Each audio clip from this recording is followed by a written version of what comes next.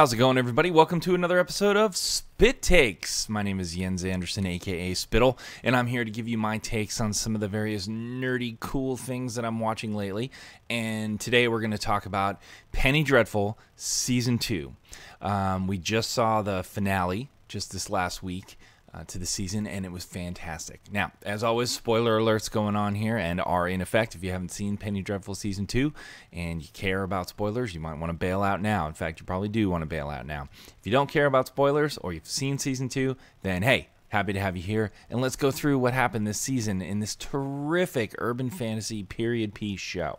You can see the cast right here from this season on their set, and I have to tell you, I thought this season was fantastic. I thought it was really good. A lot of cool character development. A lot of really cool things going on. Excuse me, a little coffee there. So let's talk about this a little. If you're not familiar with Penny Dreadful is an urban fantasy show that takes place in England back in, obviously, I don't know, Victorians, like Gaslight era. It's gaslights all over the place. And Penny Dreadfuls were small novels, like really cheap novels that you could buy on the street back in the during these times, that were really scary horror stories, and they were very popular.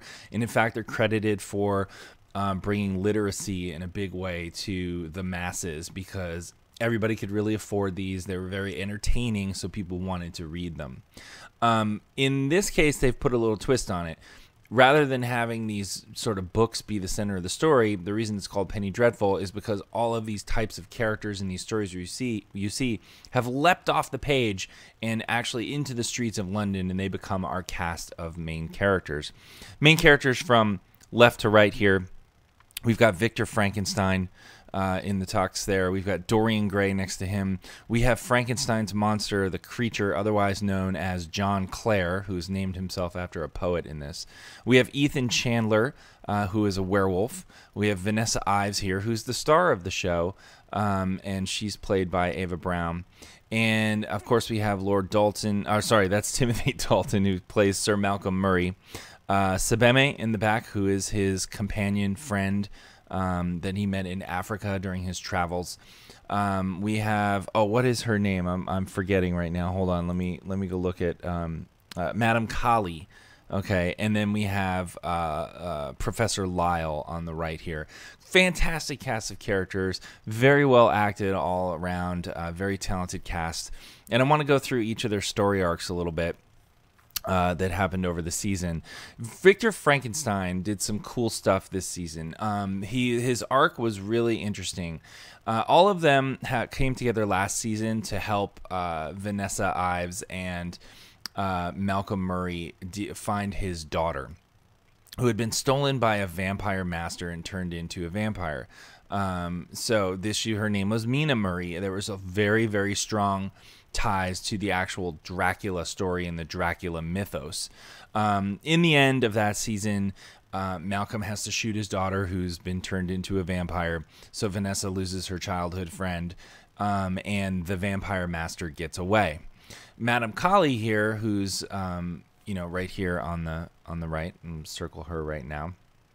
She is an interesting character who has a bit part in Season 1 and ends up having a major role in Season 2 as she becomes the main antagonist to Vanessa Ives and the crew, the Penny Dreadful crew. But Frankenstein is interesting. He, he's with the group because he's brought in Season 1 to examine this body of this vampire. But he also has his own major storyline going on. This season, it spent a lot of time around Lily, his second creation, who the creature, John Clare, demanded of Frankenstein to make him a companion. And so Frankenstein goes to Ethan Chandler, who's right here, his hotel, or like really kind of dive bar inn that he was staying in down by the waterfront. And the Season 1, he was with a streetwalker, a harlot, a lady of the evening, a trollop, a strumpet, a hua. And she's dying of consumption. And he actually murders her, sort of suffocates her. and then brings her back to life for the creature so he can have a companion. Unfortunately, he gets a little necrophilia perviness going on, and starts feeling her up while she's dead, and ends up falling in love with her and ends up sleeping with Lily. And as he's trying to sort of thinking she's, new to the world and very confused, and he starts to nurture her and claims that she's his cousin, gets Vanessa Ives to help her sort of get some dresses and things like that. Meanwhile, the creature is trying to bond with her, but she is being spun this yarn that the two of them were, to be married. But she lost her memory in an accident. But meanwhile, she falls for Victor. And during this time, we learn that Victor has a serious heroin or morphine addiction. He's injecting himself a lot, hence the really dark circles under his eyes all the time. And this is interesting. He starts taking her around and socializing her at balls. In fact, he takes her to Dorian Gray's ball where the two of them meet. And in season 1, Dorian Gray and her had an actual fling. Dorian is an immortal. His soul is trapped in this picture, and the picture over time bears his age, his sins, his ailments, his everything about him. It sort of is reflected in this picture. And Dorian's arc this season was really interesting. He's always been sort of on the side of things. He was never really part of the group. And I always felt like his story was really weird. Like it didn't fit. But they paid it off this season, and it has to do with Lily. In fact, and so this whole season, Dorian has this lover who's this transvestite prostitute named Angelique, who dresses up like a woman and passes herself off as a woman, but is actually a man.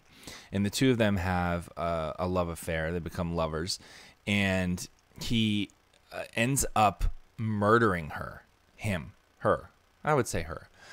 He ends up murdering her because she finds his picture, and we finally get to see the picture this season, and it was really, really badass. In fact, let me see if I can find an image of that. Penny Dreadful Dorian Gray picture. Let's see. Dorian Gray painting. Penny Dreadful. See if we can find that, because it was very cool. Unfortunately, the internet has let us down. So sad. All right, well, you know what?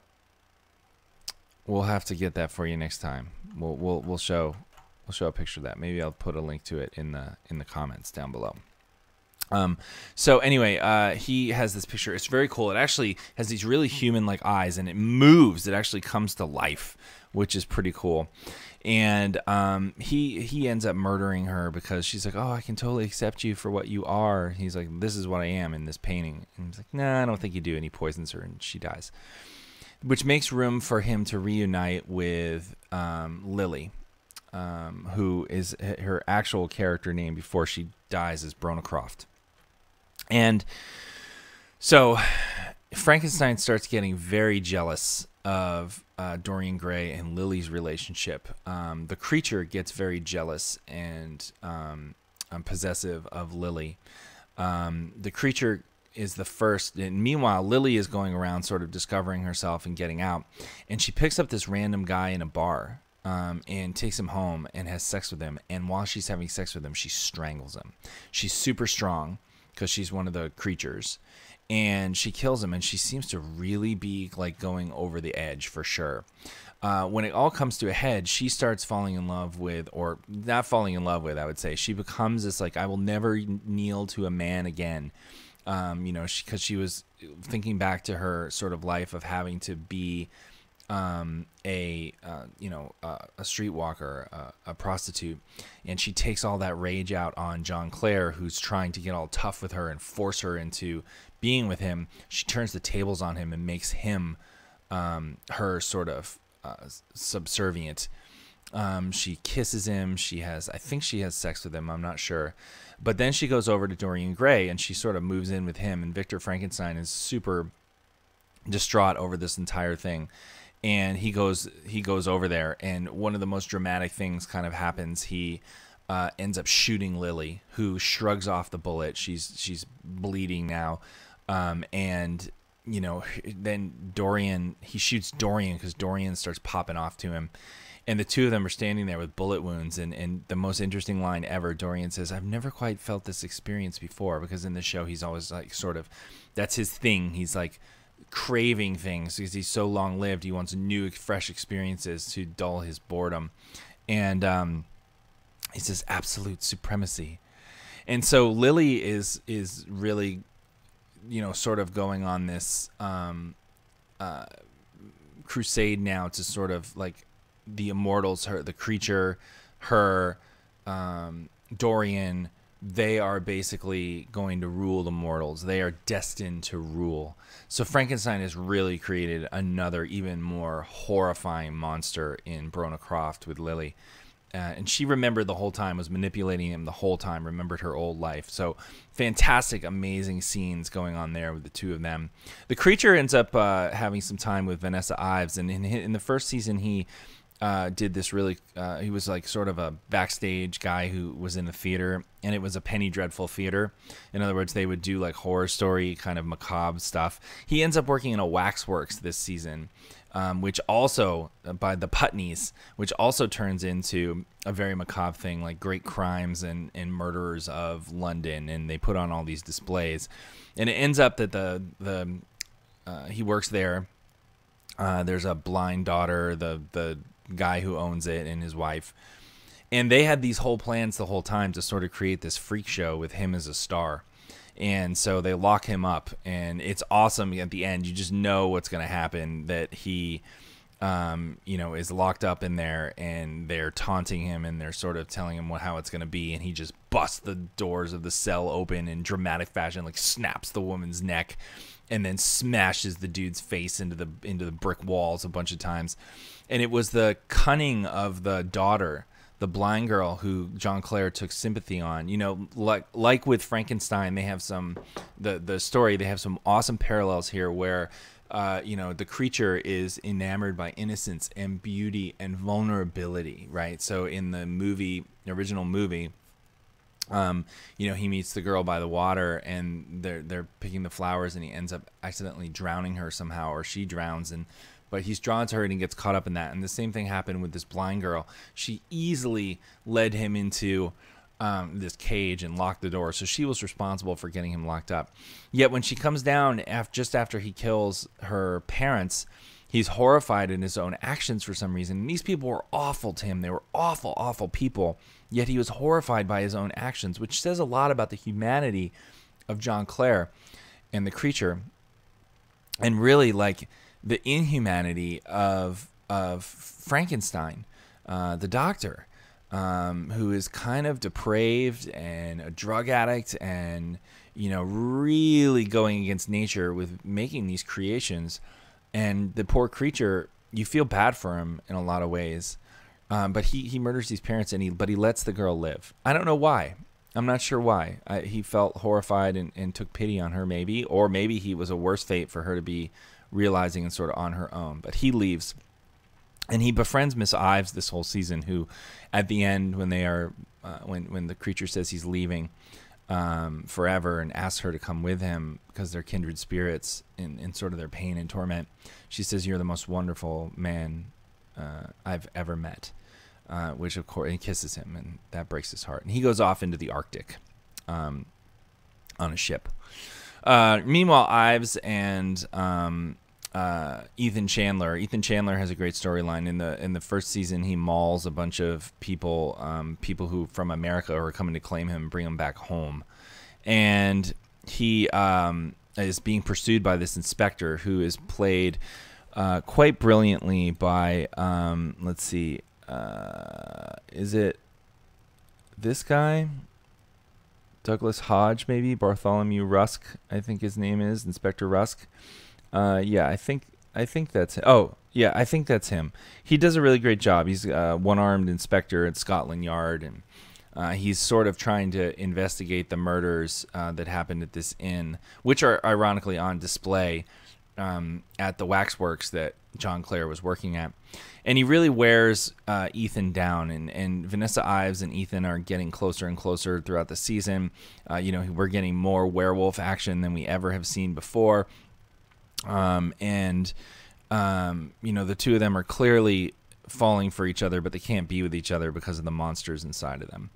And, Vanessa, whenever she had sex with Dorian Gray, actually fell into a deep period of possession, where the spirit of the devil and demons were inside of her. And meanwhile, Ethan is, staying by her and becoming a werewolf and trying to evade this inspector who finds out his true identity.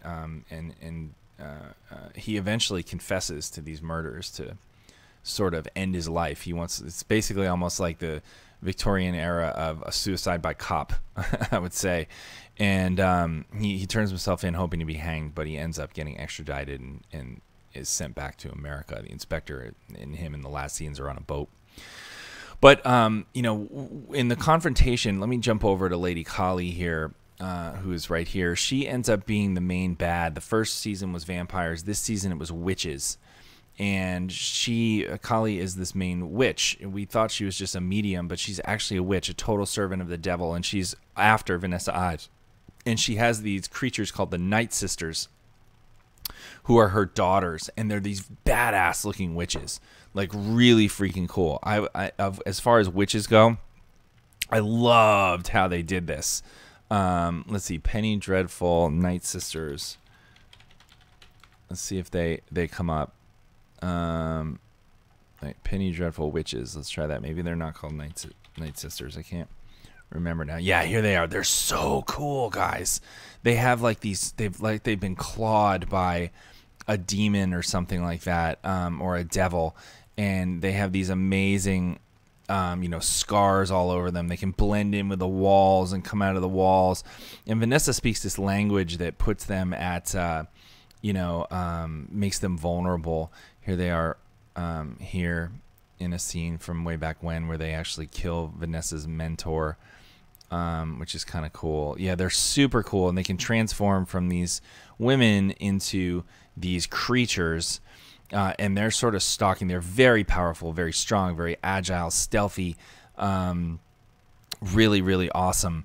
And throughout the episodes, Kali is making these dolls, and like the Night Sisters are stealing babies, and they're taking the hearts out of the babies and putting them in these dolls, and these dolls are animating and becoming these fetishes. And she ends up like killing Lord Dalton's wife by driving her mad by like peeling back the doll's skull, and there's an actual brain in there, and she starts like lancing it with all of these like needles, and it does these migraines to these women until she finally slits her own throat.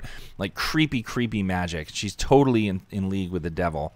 And we know this because she actually has some information on Professor Lyle. She's blackmailing him. He happens to be, as he calls himself, a queer or a queen. A queen with amazing hair, he calls himself. He's the greatest character, one of my favorite characters. And he works at the Museum of Antiquities, and he ends up stealing all of this. He's actually under her thumb, and what we realize is he's an agent of the Night Sisters and Madame Kali, infiltrating Vanessa Ives' group and the Penny Dreadful crew. And he doesn't like that because he really cares for these people, Mr. Chandler, Ives. He cares for them deeply. And so, but he's doing his best because he doesn't want to be ruined with this blackmail that she has of him, in a very compromising situation with another man, or some kind of, it seemed very fetishy as well, like maybe some, S&M stuff going on or something. He's mortified about it. And especially in that day and age, he doesn't want it to come out. So he's trying to protect his reputation as best he can. But he's also trying to help the crew.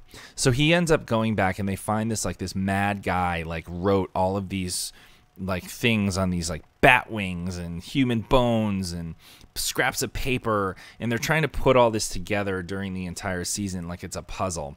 And what they learn is that Vanessa Ives is very important, and she's very important to these two fallen angels. The first one is the vampire master, who was the big bad in the first season. And the second one is the devil, who is the master of Madame Kali, who she serves because he gives her eternal youth. And it's all trying to get the soul of the Vanessa Ives.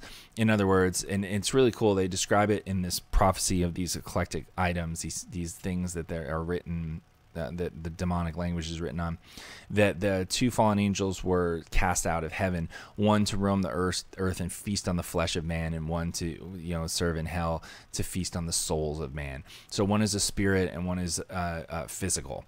And this season was all about the devil's attempt to get to Miss Ives, as opposed to the vampire's attempt to get to Miss Ives, which is why the vampire abducted Mina Murray, Miss Ives' lifelong friend, and daughter of Sir Dalton, or Sir Murray, Malcolm Murray, and now the attempt is for Madame Kali to have the devil go after her, and she's trying to trap Vanessa Ives by getting her to consent to marry and stand by the side of Lucifer. And this puppet of Vanessa Ives comes to life at the end, and they start talking in this final confrontation, which is really cool. So Lyle is sort of in league with them, but then he confesses and lets them know, and they all start working together. They go to confront the witches, in their lair. Sir Malcolm and Frankenstein is confronted with their biggest nightmare. Sir Malcolm by his daughter that he had to shoot, his son that he led to his death in Africa, and his wife who killed herself. They're all trying to get him to kill himself.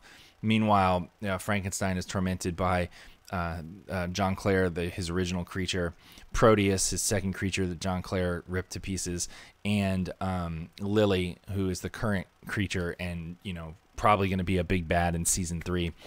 They're all tormenting them, trying to get them to kill themselves. Meanwhile, Ethan gets locked up with Sembe, who is Malcolm's longtime friend and valet, and he is so cool. So my two favorite characters from this season are definitely Lyle and Sembe. Sembe is just a badass. He's a really cool character who helps Ethan come to terms with the fact that he is a werewolf. And he's like one of the only ones that has seen Ethan in his normal form. Unfortunately for Sembe, he and what we learn of the prophecies that Lyle helps them about the two fallen angels, those brothers vying for Vanessa's soul, is that Ethan Chandler, that she will be guarded by the Hound of God, and the Hound of God is actually Ethan Chandler. And interesting enough, so his curse as a werewolf is, his role is to be the Hound of God. Very kind of, I'm trying to wrap my brain around that exactly, but I guess we'll see more of it in season 3. Anyway, he wants to go. Sembe says you shouldn't go on this mission to save, to go after Vanessa. And he's like, I'm going, because he loves her. And he ends up getting locked in a room in a stairwell with Sembe because the night witches, the night sisters, like trap them in there, and he ends up turning into a werewolf and killing Sembebe. How do you pronounce his name? Let's see here. Sembene. And Sembene gets killed, and he willingly goes to his death so Ethan can perform his role. He basically says, I'm just one man, you're the Hound of God. And so Ethan transforms, can't control himself, and kills Sembene. It's very sad. I was sad to see that character go. But anyway, in the final confrontation, Vanessa Ives and Madame Kali, the fetish of Vanessa Ives becomes, possessed by the devil.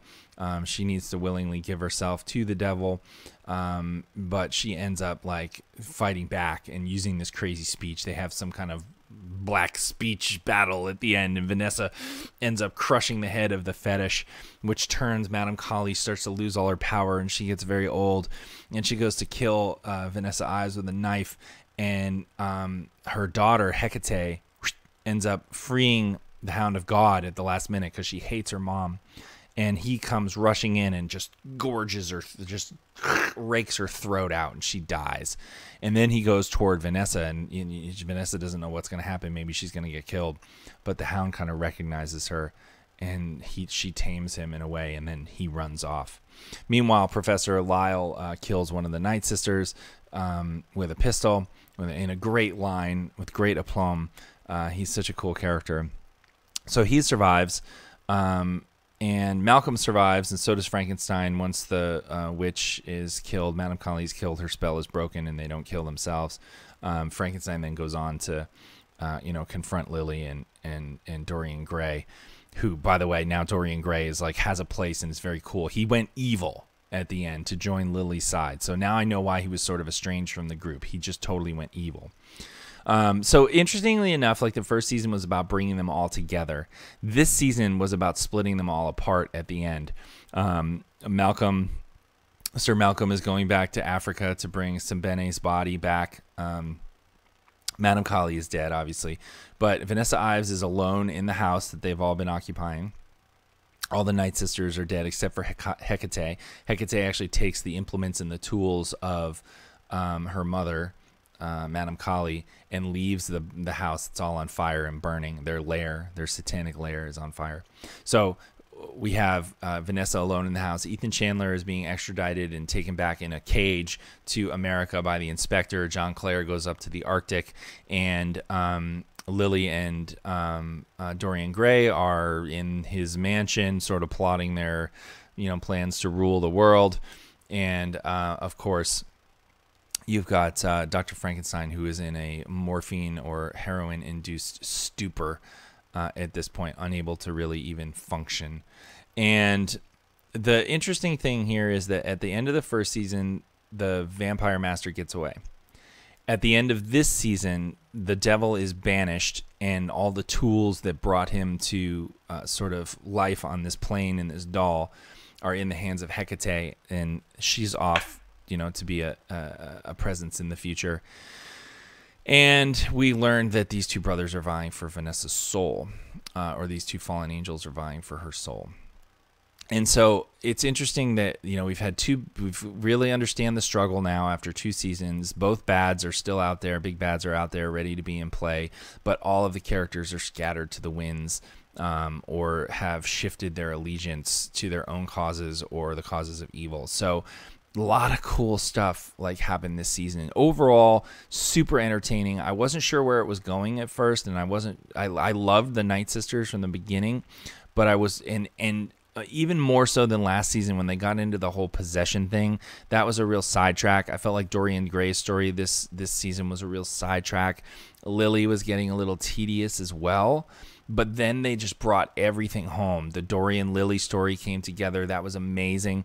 And then all the stuff with Professor Lyle, him being a traitor, him being more present this entire season and having to do with unveiling the prophecy to them and how they unveiled the prophecy. Super amazing. I was really sad to see one of my favorite characters in Simbene go. The only weird thing that I would knock it on is that I really like the idea that they have between Vanessa Ives and Ethan Chandler, but I don't like the chemistry. And each individually, like Ava Brown is great as Vanessa Ives, and I think that Josh Hartnett is amazing as Ethan Chandler. But I'm not buying the chemistry of the two of them together. It's strained to me. I don't know why. I can't explain why. Maybe it'll get better, but it's not clicking to me for some reason. So yeah, there you have it. That's Penny Dreadful season 2. Fantastic season. I can't wait for the 3rd. It'll be interesting to see what happens. Chandler's on a boat going back to America. I think at some point, we'll see the inspector will realize what he truly is. Dalton is, or sorry, not Dalton. I keep calling Timothy Dalton. Murray is on his way back to, Africa, and Claire is, it'll be interesting to see where they go with all of this. Maybe John Clare will be gone for a little while. We'll make room for the Lily storyline. But I think we're going to see, again, Lily might be the big bad for next season. We might take a little bit of a break from the vampire and the devil. But who knows? They might be back a little bit too. It'll be interesting to see. I can't wait to see where the story goes. It's just absolutely fascinating, and just very well executed. Terrific show. Okay, that's it for me. Thanks for watching this episode of Spit Takes. Appreciate you guys taking time to watch it. I hope you enjoyed some of my opinions on the show. And we'll see you next time. All right? Take care.